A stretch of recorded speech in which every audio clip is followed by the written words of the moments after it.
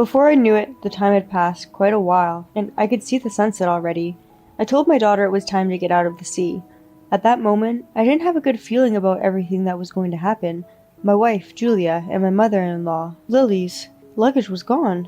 Then I heard the sound of a boat going forward, with its engines roaring. What? To my surprise, Julia had got on the boat and left me and my daughter by the sea. Hey, why are you leaving us? I swam up to the boat in panic, but even though it was a small boat, I couldn't catch up to it, and there was a possibility that I might get hurt if I tried to reach for the boat. It's not like we're related by blood anyways, so this should be fine. When I got close to the boat, I suddenly heard Julia saying that, and I was so stunned. Then Lily looked out from the boat and said, while laughing, "Look at that dumb face." Julia looks at me with disdain, and then the boat left me and my daughter behind. My name is Justin, and I am a 32-year-old house husband. I live with my wife, Julia, and our 7-year-old daughter, Rachel. Rachel is always working hard in her studies and sports, and she also practices hard every day for her piano lessons, which she has been learning since she was 5 years old. Rachel is really cute, and she is my treasure.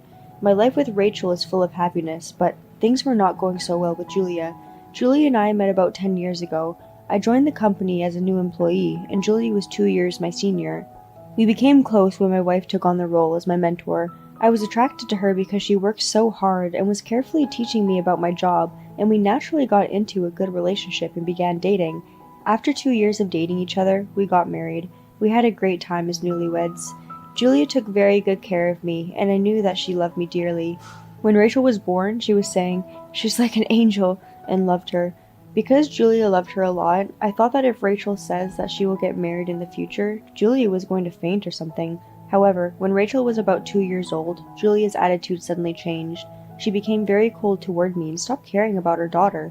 I couldn't understand why. She would not talk to me and would not hold or talk to Rachel anymore.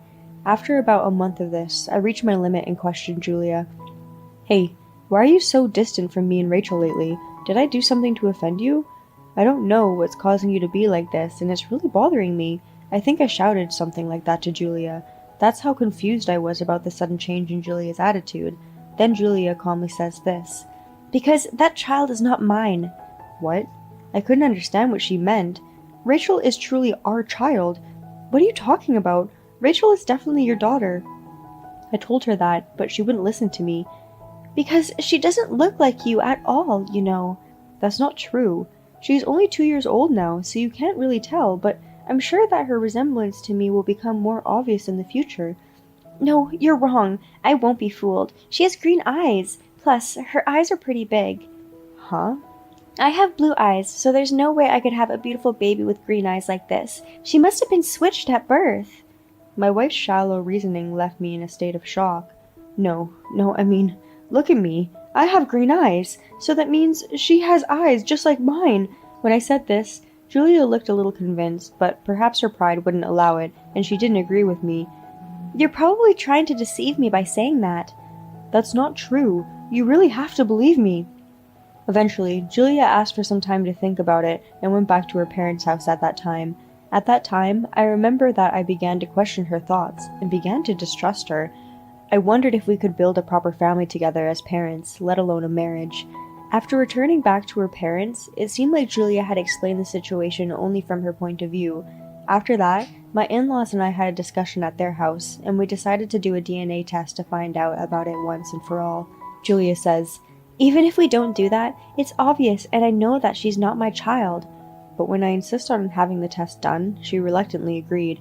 After the test, it turns out that she was also Julia's child. My wife looked at me unconvinced, saying, "You're kidding." But my father-in-law, Pete, said, "The results came out. Why don't you just admit it and apologize to Justin?"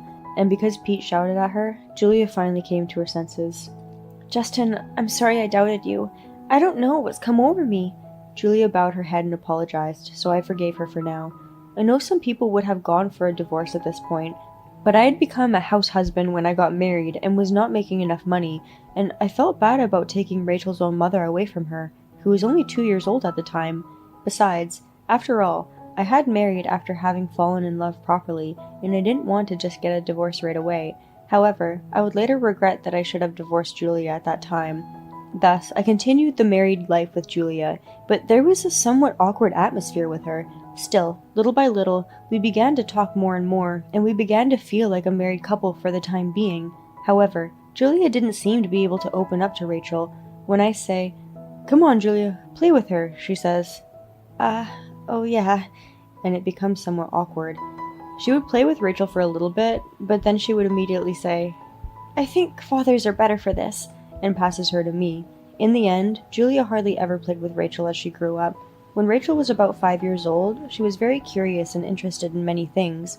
She read a lot of books and other things, and always asked me questions when she didn't understand something. One day she asked me about history, and I thought Julia, who is very good at world history, would be the better person to ask, so I told her that she should ask her because she knew more about it than I did. Then, Rachel ran to Julia and asked her the question. I went out of my way to help improve the relationship between Julia and Rachel, but she turned her away by saying, "You get a better answer if you ask your father." Rachel got confused and asks, "Well, who should I ask?" I went over to Julia and said, "Hey, Rachel is asking you, so you should pay more attention to her." To this, Julia says, "You're here for this kind of thing, so if you're here, then there's no need for me." I was indeed appalled to hear her say that. I wondered why she was so reluctant to spend time with Rachel. Rachel also seemed a little lonely because she was not cared for by her mother. I tried to find a way to make our family closer, but Julie would not make time for the family. Rachel is working hard at piano and studying, partly because she is a hard worker, but also because she wants her mother to pay attention to her. My frustration towards Julia grew, and one night, I took out my frustration on her. "That's enough! Why are you trying to avoid Rachel? She's trying so hard to get along with her mother. You haven't even come to her piano recital, not once." Even when I get angry with Julia, it's as if I'm trying to get her to do something she doesn't want to do. Then, Julia just says, "I'm letting her do whatever she wants, so I'm fulfilling my role as a mother." "You're too cold for your own daughter." When I told her that, she said, "I do wonder if she really is my child." Huh? What the hell are you talking about? We had a DNA test. Even though I said that, Julia still looked unconvinced and just went back to her room. How on earth could I get Julia to change her mind? While I was worrying over this thought, Julia suddenly says, "Let's go on a trip to Hawaii with the whole family." She suggested that the 5 of us, including my in-laws and us, would go on the trip together. I was happy when I heard this. Julia was finally making time for her daughter and me. Rachel would now be able to make happy memories with her own mother. When we arrived there, Julia told me that she had booked a boat and took me and my daughter to the port.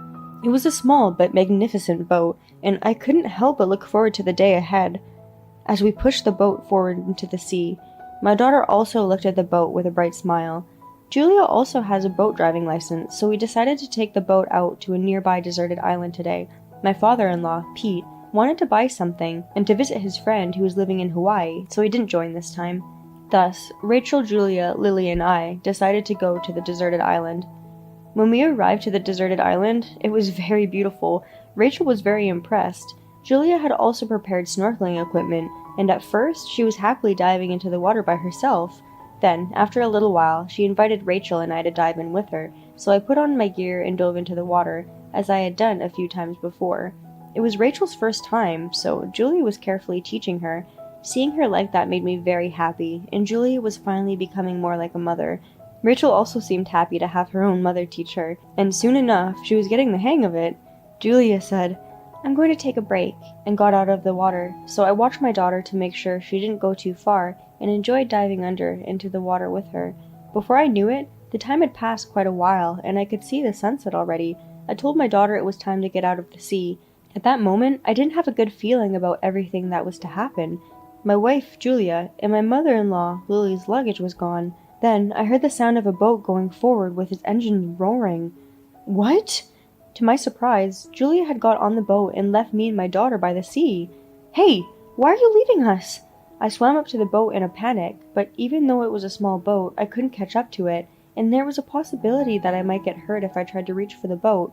"It's not like we're related by blood anyways, so this should be fine." When I got close to the boat, I suddenly heard Julia saying that, and I was so stunned. Then Lily looked out from the boat and said while laughing, "Ha! Look at that dumb face." Julia looks at me with disdain, and then the boat left me and my daughter behind. I quickly returned to the island and ran over to Rachel. Rachel looked terrified. "Are we stranded here?" I hugged Rachel, who was about to cry, and rubbed her back, telling her that everything would be alright, but it is hopeless to be stranded in a deserted island. Fortunately, I had portable food in my bag which would last at least a day or two, but not for a long period of time. Maybe someone would notice about us. With Rachel being there, I was able to keep my cool. Let's warm up for now. We would catch a cold since we were both wet from snorkeling in the water. I wiped Rachel's hair and body thoroughly with the towel I had brought and dressed her, and together we brought a number of thin tree branches and gathered dead leaves to make a fire. I was glad I had brought a lighter for something. As I lit the fire with the lighter, it gradually spread to the dead leaves and tree branches. In this way, we managed to warm ourselves. But what if help never came? I couldn't shake the feeling of anxiety. It was at that time, about 2 hours after Julia left us, a small boat came towards us. I stood up hurriedly, waved my hands and shouted, "Help!" over and over again. The boat stopped near us, and the owner of the boat came over to us. "Are you okay?" He called out to us and motioned for us to get on the boat. The man was a staff member of the boat shop that lent the boat to Julia. While we were on the boat, the man began to explain. The man said that when Julia returned the boat to her, Julia and Lily had left immediately, and right after he suddenly thought that the number of people who had returned was not right. That made him worry, which is why he came over to the island to check. I was so relieved that I burst into tears. Rachel was sleeping in my arms, probably because she was exhausted from fear. We made it safely back to the island where our hotel was located, and after thanking the people who came to help us, Rachel and I headed back to the hotel. When I got to the hotel, I met Pete in the lobby. "Oh, Justin, aren't you with my daughter and wife?" Pete came over to me, but when he saw how tired I looked, he immediately realized that something was wrong. "Let's sit over there in the lounge," he says. And as we sat down, he listened to what I had to say. I told him that today we were left behind and that Julia had been cold towards Rachel for some time. After listening to me, Pete bowed his head and apologized to me. He told me that he would never forgive what Julia and Lily had done to us. When I think about it, Pete was the only one who always tried to confirm the truth when Julia suspected that Rachel wasn't her child, and Pete always loved his grandchild. He was my only ally. Pete says, "Let's teach them a lesson." I agreed and went with him to the front desk of the hotel. Fortunately, Julia and Lily had not come back to the hotel yet, and they were probably having dinner somewhere. Since I was the one who made the reservation to the hotel, I cancelled the room. Now, Julia and Lily wouldn't be able to stay here. Pete was planning to stay at his friend's place who lives around here, and he was going to wait for us at the hotel to tell us about it. So Pete says, "Justin, you should come with me," and took Rachel and I to his friend's house. His friend also had his wife, and they both welcomed us at their place. By that time, Rachel had woken up and was eating a home-cooked meal prepared by them. Then, I got a call that Julia and Lily had been caught by the police. This is because they had made a big fuss about not being able to check in at the hotel. The front desk rushed to report the incident, and the police rushed to the hotel, but they protested aggressively, saying, "We made a reservation!" Julia and Lily probably protested because they didn't want to be taken advantage of, but if you don't obediently follow the police instructions, you'd be arrested. They asked for Pete's and my help, but we refused.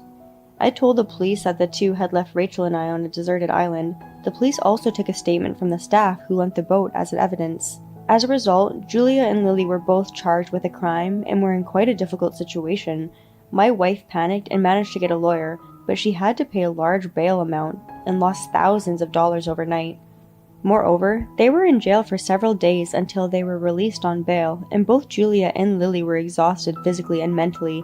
It's a great feeling to get back at them like this, because if the boat staff had not come at that time, Rachel and I would have suffered much worse.